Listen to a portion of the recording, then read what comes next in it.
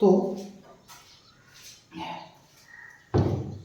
Hello दोस्तों, ऐसे तो हम पार्ट 2 में ये वीडियो ऐड कर सकते थे, पार्ट 2 में नहीं किए क्योंकि इसमें हम लोगों का क्या ऑप्शन आएगा कि समझाना पड़ेगा थोड़ा सा, ठीक है। तो जैसे इसमें हम लोग क्या समझते हैं, यानी कि क्वेश्चन नंबर 7 देखो क्या कहेगा कि ए एक ट्रायंगल का सेट है, देखिए कोई भी ट्रायंगल यहाँ हो सकता है।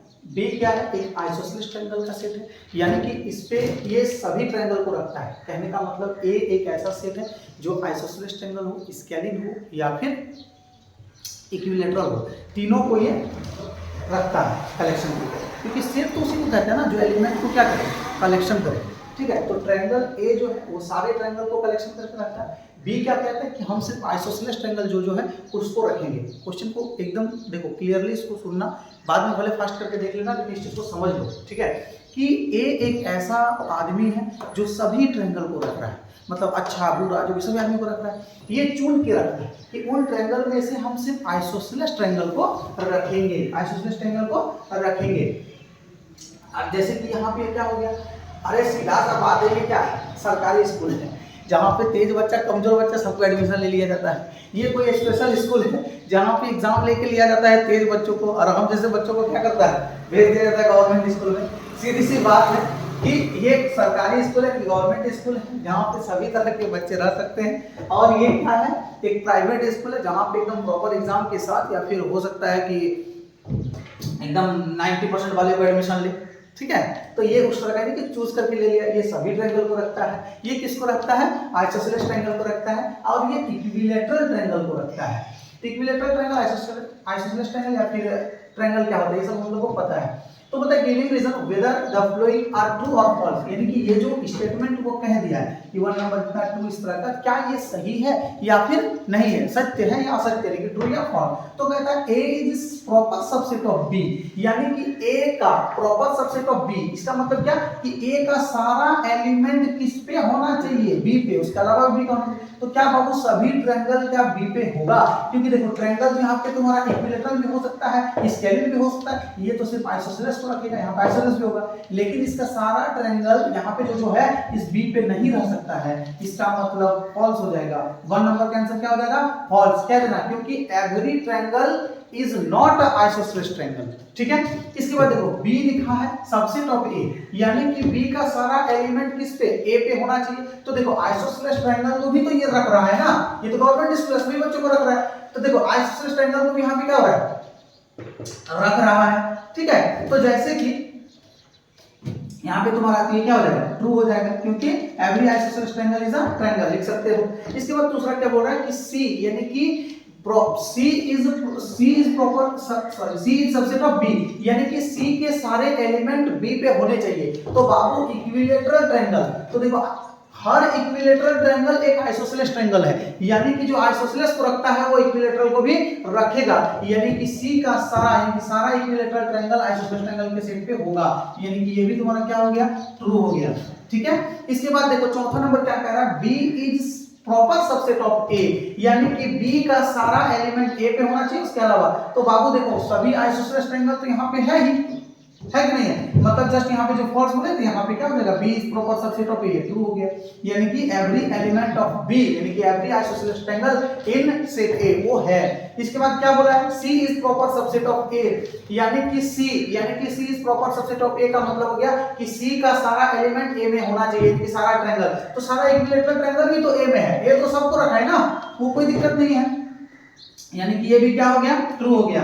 इसके बाद देखो यहाँ पे 6 नंबर क्या कह रहा है, 6 नंबर कह रहा है कि C is subset of B, यानी कि C का सारा एलिमेंट B पे होगा, अब B is subset of A, ये भी ट्रू होगा, क्योंकि देखो C का सारा एलिमेंट B रखता है और B के सारे एलिमेंट को कौन रखता है, A रखता है। तो समझ में आ गया होगा। अगर हो सकता है कि इस पे डाउट हो तो एकदम कमेंट बॉक्स में कमेंट करो, कोई दिक्कत नहीं है। तो देखो क्वेश्चन नंबर जो है, ठीक है, तो क्वेश्चन नंबर 8 क्या है, क्वेश्चन नंबर रोड पे है तो थोड़ा बहुत गाड़ी का दिक्कत आता है, तो दिक्कत नहीं होना चाहिए। तो कहने का मतलब क्या है कि क्वेश्चन नंबर 7 हम लोग बना चुके हैं, ठीक है। तो क्वेश्चन नंबर 7 में क्या था, बस बाबू ट्रायंगल था। यहाँ पे जो भी चर्चा करेंगे क्वाड्रेटल का चर्चा करेंगे, ठीक है। वहां पे क्या था ना, सेट ए था, क्या था कि ट्रायंगल का सभी ट्रायंगल को रख रहा था। उसी तरह यहाँ पे क्या है ना, बी क्या है, सभी क्वाड्रेटल को रखता है, यानी कि सभी चतुर्भुजों को रखता है। क्वाड्रेटल क्या रखता है, सभी चतुर्भुजों को रखता है बाबू, यानी सभी क्वाड्रेटल का सेट क्या है, ए। आ जाओ, जितने भी क्वाड्रेटल हो मेरे पास आ जाओ, जितने भी चतुर्भुज हो सबको मैं कलेक्ट करके रख सकता हूं। ये ए कह रहा है। बी कह रहा है कि तुम उतना चतुर्भुज हो, मैं उसको नहीं रख सकता, तुम इतने क्वाड्रेटल हो मैं नहीं रख सकता, मैं तुम में से सिर्फ रेक्टेंगल को रखूंगा। ये सिर्फ रेक्टेंगल को रखता है। सी क्या कहता है, मैं स्क्वायर को रख लूंगा, ठीक है।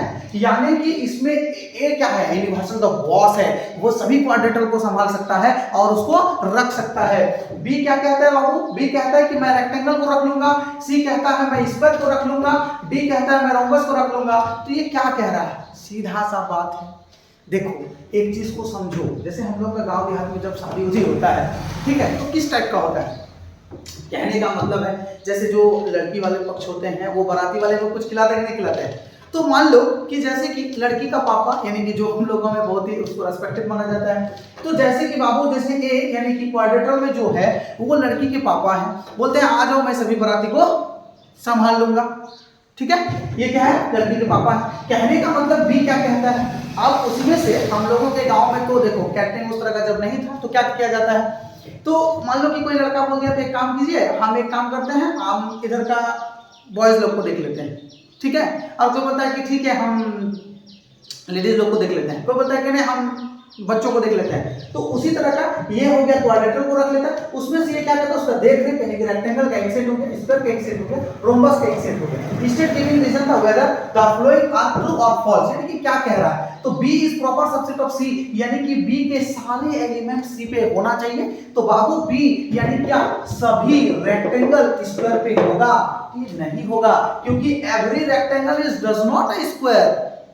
क्या रेक्टेंगल स्क्वायर हो सकता है, एवरी स्क्वायर इज रेक्टेंगल, सभी स्क्वायर एक रेक्टेंगल हो सकता है, लेकिन सभी रेक्टेंगल एक स्क्वायर नहीं हो सकता है। इसका मतलब ये क्या हो जाएगा बाबू, इसका आंसर ये हो जाएगा फॉल्स। डी नंबर क्या कह रहा है, बी नंबर क्या कह रहा है, कह रहा है D is proper subset of B, यानी कि डी के सारे एलिमेंट किस पे होने चाहिए, बी पे। तो देखो रे बाबू, क्या रोम्बस कभी भी वो तुम्हारा स्क्वायर हो सकता है, स्क्वायर रोम्बस हो सकता है लेकिन रोम्बस स्क्वायर नहीं हो सकता है। इसका मतलब ये भी क्या हो गया, फॉल्स हो गया, ठीक है। इसके बाद देखो तीसरा नंबर क्या कह रहा है, कह रहा है कि C is subset of B, C is subset of B, B is subset of A, यानी कि C, तो C is subset of B का मतलब C का सारा एलिमेंट B में होना चाहिए। तो देखो स्क्वायर एक रेक्टेंगल के सेट में होगा, क्योंकि स्क्वायर भी एक रेक्टेंगल है, तो ये C का सारा एलिमेंट B में होगा, और B is subset of A, यानी कि रेक्टेंगल जो भी सेट को रखता है वो A रखता है। हां, तो देखो इसका सारा स्क्वायर इस पे हो सकता है, और ये जितना जो एलिमेंट है वो A पे रख सकता है, यानी कि ये तुम्हारा हो गया ट्रू। कहने का मतलब देखो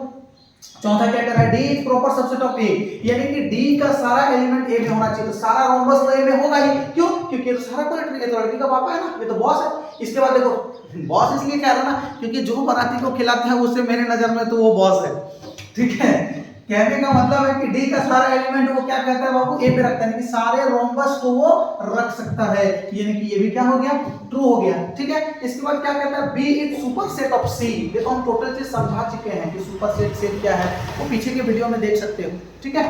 तो जैसे कि यहाँ पे देखो कि तुम्हारा कि B is superset of C, यानी कि बी एक क्या होगा, यानी कि सी के सीधा सा पढ़ दो, तुम उल्टा घुमा के देखो कि बी यानी कि सी का सारा एलिमेंट किस पे होना चाहिए, बी पे, तो सी का सारा एलिमेंट तो बी पे है ही, इस पे रेक्टेंगल, यानी कि ये भी क्या हो गया बाबू, ट्रू हो गया। इसके बाद देखो यहाँ पे क्या बोला है, A is superset of B, B is superset of D, कहने का मतलब बी का सारा एलिमेंट बी पे होना चाहिए, बी का सारा एलिमेंट ए पे होना चाहिए। तो बताओ कि बी का सारा एलिमेंट, तो डी का सारा एलिमेंट क्या बी पे है, डी का रोम्बस क्या इसमें हो सकता है, नहीं हो सकता है, क्योंकि रेक्टेंगल में रख सकता है, रोम्बस रेक्टेंगल नहीं होगा, इसका मतलब ये फॉल्स हो जाएगा, ठीक है। देखो अपने हिसाब से हम इसको बहुत ही अच्छे ढंग से बता चुके हैं। अगर मान लो फिर भी हो सकता है कि मुझ में कुछ त्रुटि हो तो उस चीज को बोल सकते हो कि क्या समझ में आता है या नहीं आता है, हम उसको उसी हिसाब से फिर चलेंगे, ठीक है। और मान लो अगर वीडियो अच्छा लग रहा है ना तो लाइक जरूर करना है, बहुत काफ़ी मेहनत लगता है बनाने में, और हम ये नहीं बोल रहे हैं अगर अच्छा नहीं लगे तो फिर तो लाइक क्यों करोगे, अगर सही में लग रहा है ना कि हाँ समझा पा रहे हैं तो वीडियो को लाइक करो और शेयर करो, क्योंकि अभी तो चैनल क्या है कि अभी नया नया है, ठीक है, और सपोर्ट करोगे तो ही आगे बढ़ेगा, नहीं तो फिर वो पॉसिबल भी नहीं है, चलो ठीक है, जैसे भी है तुम्हारी इच्छा। थैंक यू सो मच देखने के लिए।